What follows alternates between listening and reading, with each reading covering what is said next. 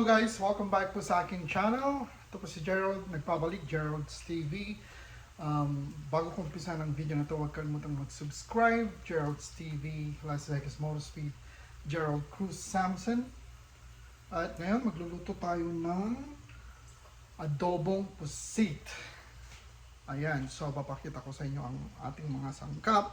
So, bali sinangkot ko na ang ating bawang at sibuyas. So, ito yung ating sinangkotsang bawang at sibuyas. Ayan, nagka-caramelize na siya. Na-toasted na rin or nag-brown na rin yung bawang. And of course, meron tayong ating giant squid o yung pusit.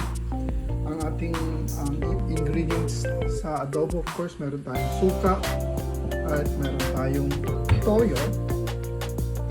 Meron tayong oyster sauce, ang palasa. At dagdagan natin yan ng kulay, which is dark soy sauce. Tapos, meron tayong seasoning. Soy sauce na seasoning. Ayan mga sangkap natin. Abangan ang susunod na kabanata.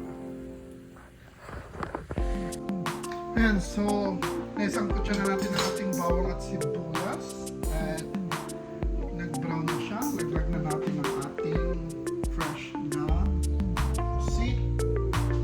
At natin yung apoy. So, natin. So, dalawang piraso yan yung malalaking pusit.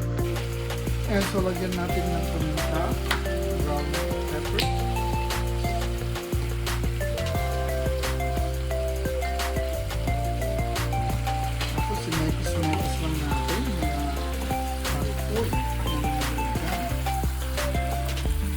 Ang pusit, madali na siyang magluto.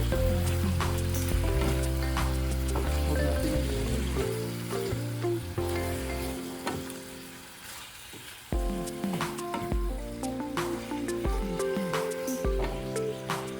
Yan, so.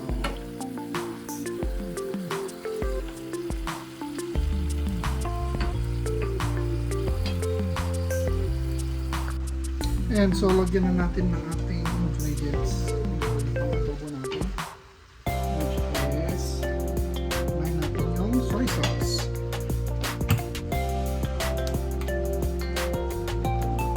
Silver Swan, baka naman, all the way from Las Vegas. Pagkatapos noon, itagal mo nawala. Seasoning soy sauce. Ayan, nakukulo na ako.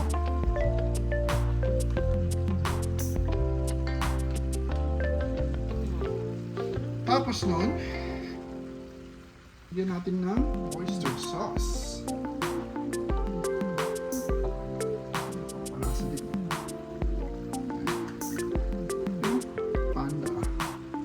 Baka naman. Tapos, pampakulay, dark soy sauce.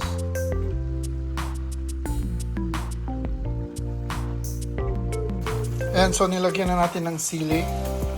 Pakapitin muna natin yung kanyang soy sauce. And so, after na-simmer natin ng 15 to 20 minutes, pwede na siya. Matimplahan ko na rin. At nilagyan ko siya ng dahon ng laurel, pampabango, pagtanggal ng lansa. At para thick yung sauce niya, gumawa ako ng thickening sauce, which is yung cornstarch. Ayan. So, pwede ng ating spicy adobong pusit. Ayan. Salamat po sa panonood. Okay na to. Huwag kalimutang mag-subscribe, Gerald's TV. I-click yung notification button para ma-update kayo sa aking latest vlog.